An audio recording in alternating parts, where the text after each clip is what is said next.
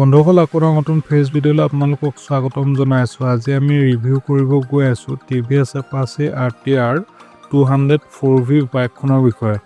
বাইকখনতনো কি ফিচাৰ্ছ আছে, mileage, top speed, down payment, price আদি সকলোখিনি এই ভিডিঅ'টোত সামৰি লোৱা হ'ব। গতিকে ভিডিঅ'টো শেষলৈকে চাবলৈ নাপাহৰিব। বলক তেতিয়াহ'লে বন্ধুসকল বৰ বিশেষ দেৰি নকৰি আজি আমাৰ ভিডিঅ'টো আৰম্ভ কৰোঁ। প্ৰথমতে ক'বলৈ আমি বাইকখনৰ ইঞ্জিনটোৰ বিষয়ে। ইঞ্জিনটো হৈ গ'ল 197.75 cc অইল কুলেড ইঞ্জিন হয়। বাইকখনৰ এটা নিৰ্দিষ্ট পাৱাৰ থাকে, সেই পাৱাৰটো হৈ গ'ল 20.54 bhp 9000 rpm আৰু টৰ্কটো প্ৰডিউচ কৰে 17.25 Newton metre 7250 rpm।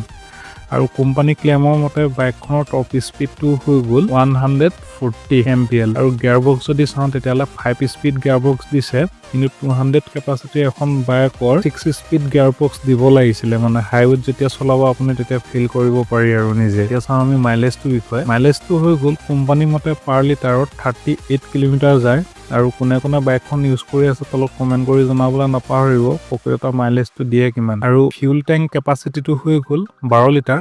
Reserve fuel যোনটো হয়, ৰিজাৰ্ভ ফিউল কেপাচিটিটো হৈ গ'ল 2.5 লিটাৰ।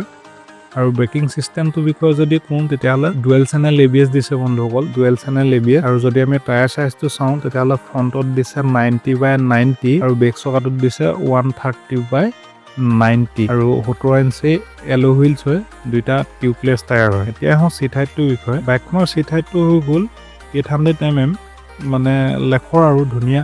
গ্ৰাউণ্ড ক্লিয়াৰেন্সটো হৈ গ'ল 180 mm আৰু অভাৰঅল বাইকখনৰ টোটেল ৱেইটটো হৈ গ'ল 152 kg। এতিয়া আহোঁ ইনষ্ট্ৰুমেণ্ট কনচলটোৰ বিষয়ে। ইনষ্ট্ৰুমেণ্ট কনচল হৈ গ'ল সম্পূৰ্ণ ডিজিটেল বন্ধুসকল। মোবাইল কানেক্টিভিটি আছে, তাতে আপোনালোকৰ কল, মেছেজ, এলাৰ্ট সেইখিনি আছে আৰু লগতে টাইমটো দেখাই থাকিব, গিয়াৰ ইণ্ডিকেটৰ গোটেইখিনি পাব। আৰু যদি চাওঁ আমি লাইটৰ বিষয়ে, লাইটটো হৈ গ'ল ফ্ৰণ্টত দিছে হেডলেম্প LED হেড, বেক লাইটটো দিছে LED আৰু চাইড ইণ্ডিকেটৰ যোনকেইটা হয় সেইকেইটা দিছে বন্ধুসকল হেল'জেন বাল্ব দিছে। এতিয়া আহোঁ ছাৰ্ভিচিংটোৰ বিষয়ে। বাইকখনৰ ছাৰ্ভিচিংটো হৈ গ'ল, ফাৰ্ষ্ট ছাৰ্ভিচিং হৈ গ'ল 500 কিলোমিটাৰৰ পৰা 750 কিলোমিটাৰৰ ভিতৰত কৰিব লাগিব। মই আপোনালোকক স্ক্ৰীণত লগাই দিছোঁ দেখিছেনে, আৰু 30 দিনৰ ভিতৰত নহ'লে। ছেকেণ্ডটো হৈ গ'ল 2500 পৰা 3000 কিলোমিটাৰ ভিতৰত কৰিব লাগিব, নহ'লে 90 দিনৰ ভিতৰত। থাৰ্ডটো হৈ গ'ল 5000 পৰা 6000 কিলোমিটাৰ ভিতৰত কৰিব লাগিব, নহ'লে 180 দিনৰ ভিতৰত। আৰু 4 নম্বৰটো হৈ গ'ল 8500 পৰা 9000 ভিতৰত কৰিব লাগিব বন্ধুসকল, 9000 ভিতৰত কৰিব লাগিব। আৰু বাইকখন কাৰ প্ৰিয় হয় কমেণ্ট কৰি জনাবলৈ নাপাহৰিব। গ্ৰাফিক্সকেইটা চব কি ধুনীয়া লাগিছে, আৰু চাইলেঞ্চাৰডাল দেখিছেনে কি ধুনীয়া লাগিছে। বেক চাইডৰ পৰাও ভাল লাগে, আগ চাইডৰ পৰাও ভাল লাগে, চাইডৰ পৰাও ভাল লাগে। আৰু কোনে ইউজ কৰি আছে প্লিজ কমেণ্ট কৰি জনাবলৈ নাপাহৰিব। কিন্তু বডি গ্ৰাফিক্সটো বহুত ধুনীয়া হয়। আৰু চাইডত যোনটো হৰ্চৰ লগোটো দিছে বন্ধুসকল, মোৰ সঁচাকৈ বহুত ভাল লাগে। আৰু হেডলাইটৰ চাইডত যোনকেইটা DRL দিছে, ভিজিবিলিটি বহুত হাই। আৰু আপোনাৰ ব্ৰেক আৰু ক্লাছ কেবুলডাল এডজাষ্টেবল হয় বন্ধুসকল, আপোনালোকে নিজে এডজাষ্ট কৰি ল'ব পাৰিব নিজৰ আইডিয়াত। এতিয়া আহোঁ মেইন প্ৰাইচটো হৈ গ'ল বন্ধুসকল 1,74,688, 1,76,687 ৰুপিজ। আৰু বাইকখনৰ সকলোতকৈ ল' ডাউন পে'মেণ্টটো হৈ গ'ল 40,000 টকা দিব লাগিব বন্ধুসকল 36 মাহৰ কাৰণে। 40,000 টকা দিব লাগিব 36 মাহৰ কাৰণে, অৰ্থাৎ 3 বছৰৰ কাৰণে। তেতিয়া প্ৰত্যেক মাহৰ EMI আহিব 4,822 টকাকৈ। স্ক্ৰীণত লগাইছে দেখিছেনে। ছেকেণ্ড আৰু এটা চাইছিলোঁ বন্ধুসকল 70,000 টকা।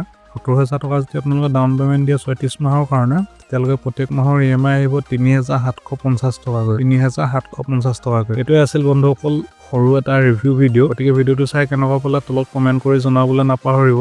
নেক্সট কি বাইকৰ ৰিভিউ লাগে কমেণ্ট কৰক, আৰু যদি নতুনকৈ কোনোবাই চাই আছে প্লিজ ছাবস্ক্ৰাইব কৰিবলৈ নাপাহৰিব। আজিলৈ ইমানে, ভিডিঅ'টো শেষলৈকে চোৱাৰ বাবে ধন্যবাদ।